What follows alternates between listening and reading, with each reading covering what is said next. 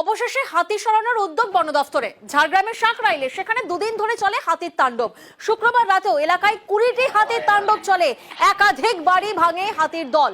দুদিন পর অবশেষে তৎপর বন দফতর।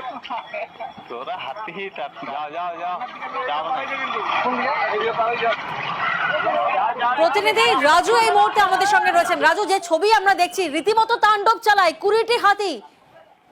একদমই, কারণ এই 20টি হাতি গতকাল থেকে তাণ্ডব চালাচ্ছিল। পরবর্তী ক্ষেত্রে আমরা এই খবর পড়ার পরেই বন দপ্তর নড়ে চড়ে বসে এবং সেখানে আজ বনকর্মীরা গিয়ে পৌঁছায় এবং বন দপ্তরের আধিকারিকরা গিয়ে পৌঁছে সেই হাতিগুলোকে সেখান থেকে সরানোর প্রক্রিয়া শুরু করেছে বন দপ্তর। ইতিমধ্যে যে 20টি হাতির দল রয়েছে সেই হাতিগুলোকে পুনরায় গভীর জঙ্গলে ফেরানো হচ্ছে।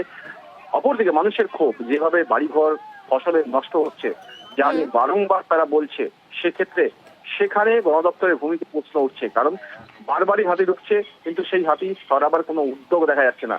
যেখানে এখানকার স্থানীয় যে বিধায়ক রয়েছেন তথা বন দপ্তরের বন প্রতিমন্ত্রী, সেক্ষেত্রে তার তরফ থেকে কোনো রকমের কোনো পদক্ষেপ নেওয়া হচ্ছে না, এমনটাও অভিযোগ করছেন এলাকার মানুষজন।